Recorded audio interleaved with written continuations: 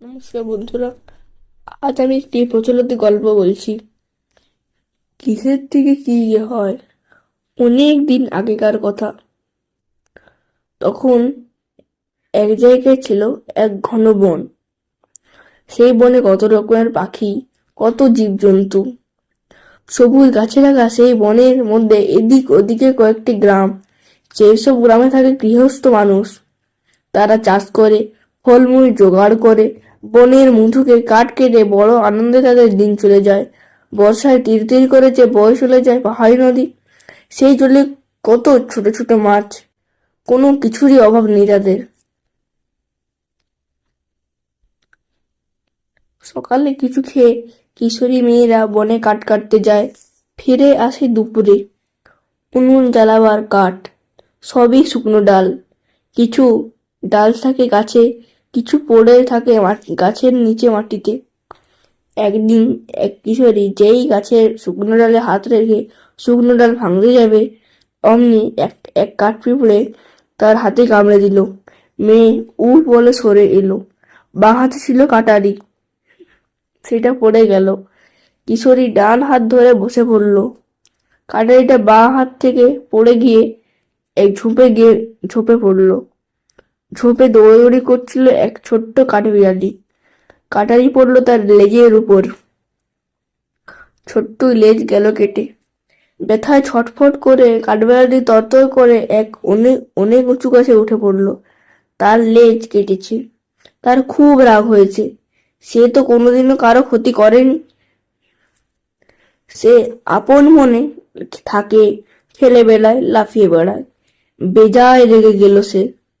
সে এক গাছের সে গাছের বড় ফলে দাঁত বসালো। বোটা থেকে ফল গেল ছিঁড়ে। অনেক উঁচু থেকে সেটা পড়লো মাটিতে, এক হরিণের মাথায়। তখন সে ঘুমোচ্ছিল। হঠাৎ মাথায় কিছু পড়ায় সে চমকে উঠল। অত উঁচু থেকে মাথায় পড়েছে, তার মাথায়ও লেগেছে ভালো। আবার কিছু যদি পড়ে, সে ভয়ে তীর বেগে ছুটে পালালো। ঝুড়ো মাটির মধ্যে ছোট ছোট পাখির বাসা। হরিণের ছুটে চলা এরকম কিছু বাসা ছিল। পায়ের চাপে বাসাগুলি ভেঙে গেল। পাখিরা ভয় পেয়ে এদিক ওদিক ছুটতে লাগলো।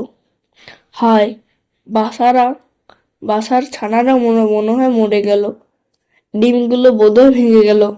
বনের মধ্যে দিশেহারা হয়ে উঠছে পাখিরা। এক গাছের নিচে দাঁড়িয়েছিল এক মস্ত বড় হাতি। সে তার প্রকাণ্ড সুঁড় দিয়ে গাছের ডালপালা ভেঙে খাচ্ছে। কোনো দিকে তার খেয়াল নেই। হঠাৎ এক ছোট্ট পাখি তার কানের মধ্যে গিয়ে ঢুকে গেল। হাতি লাফিয়ে উঠল। এ কি হলো তার? কানের ভিতর ফরফর করছে। সে মাথা ঝাঁকাতে লাগলো, কিন্তু ফরফর আর বন্ধ হচ্ছে না। ব্যথাও হচ্ছে খুব। ভয় পেয়ে হাতি ছুটতে লাগলো। ছুটতে ছুটতে সে এসে থামলো এক চাষির ফসলের খেতে। সুন্দর ধান হয়েছে, সোনার রং ধরেছে। আর কয়েকদিন পরে ধান কাটতে হবে। হাতি সেই সোনালি ফসলের খেতে ঘুরপাক খেতে লাগলো। তার বিশাল দেহ আর গোদা চার পায়ে চাপে ফসল নষ্ট হতে লাগলো। চাষি ছুটে এলো। এ কি করছো হাতি? তার সব ফসল যে নষ্ট হয়ে যাচ্ছে। আমি কি খাবো? এরকম বলতে লাগলো চাষি। আমার পরিবারের সবাই কি খাবে? আমার পরিবারে কত ছোট্ট ছোট্ট ছেলে মেয়ে আছে, তারা কি খাবে? তুমি কেন করছো এরকম? বলতে লাগলো চাষি। সে হাতির সামনে গিয়ে বলল, তুমি যে আমার সব ফসল নষ্ট করে দিলে। কোনোদিনও কোনো হাতে আমার এরকম কাজ করেনি। হাতি বলল, আমি কোনোদিনও ফসলের ক্ষেত নষ্ট করিনি, কিন্তু আমি যে আর পাচ্ছি না। আমি এক্ষুনি পাগল হয়ে যাব। আমার কানের মধ্যে একটা ছোট্ট পাখি ঘুরে ঢুকে রয়েছে। আমি কি করবো এখন চাষি? আমার কোনো দোষ নেই। আমি সহ্য করতে পারছি না কিছু। সে কথা শুনতে পেয়ে ছোট্ট পাখিটি বলল, আমারও কোনো দোষ নেই। আমি কোনো কালে হাতির কানে ঢুকিনি। কিন্তু আমি কি করবো বলো হাতি ভাই? হরিণ আমার বাসা ভেঙে দিল। ভয়ে উড়তে পালাতে না পেরে দেখলাম হাতির কানে ঢুকে বলেছি। আমার কিছু দোষ নেই। হরিণ বলল, আমার কোনো দোষ নেই, আমি কি করবো? দুষ্টু কাঠবিড়ালি উঁচু থেকে আমার মাথায় ফেলে দিল। খুব ব্যথা পেলাম আমি। ভাবলাম আবার যদি একটা ফল ফেলে দেয়, তাই ভয়ে আমি দৌড়তে শুরু করলাম। আমি তো নিচের দিকে তাকাইনি, পায়ের চাপে পাখির বাসা গেল ভেঙে।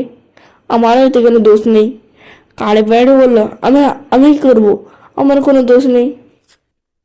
আমি ঝোপের মধ্যে চুপচাপ খেলা করছিলাম।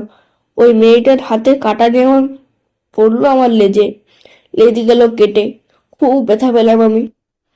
আমার খুব রাগ হয়েছিল, তাই আমি উঁচু থেকে একটা ফল ফেলে দিয়েছি। দেখুন এখন রক্তপাত হচ্ছে। আমার কি দোষ আছে এতে? কিশোরী বলল, আমার কোনো দোষ নেই। বাঁ হাতে কাটারি ধরে ডান হাত দিয়ে আমি একটা গাছের শুকনো ডাল ভাঙছিলাম। কাঠ পিঁপড়ে আমার হাতে কামড়ে দিল। খুব যন্ত্রণা হলো। বাঁ হাত থেকে কাটারিটা পড়ে গেল। আমি কি করব? চাষি তখন বলে উঠল, সব নষ্টের গোড়ায় রয়েছে ওই কাঠ পিঁপড়ে।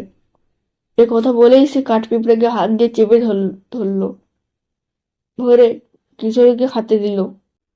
বললো, ওকে শাস্তি দাও, বুঝিয়ে দাও ও কাজটা ভালো করেনি।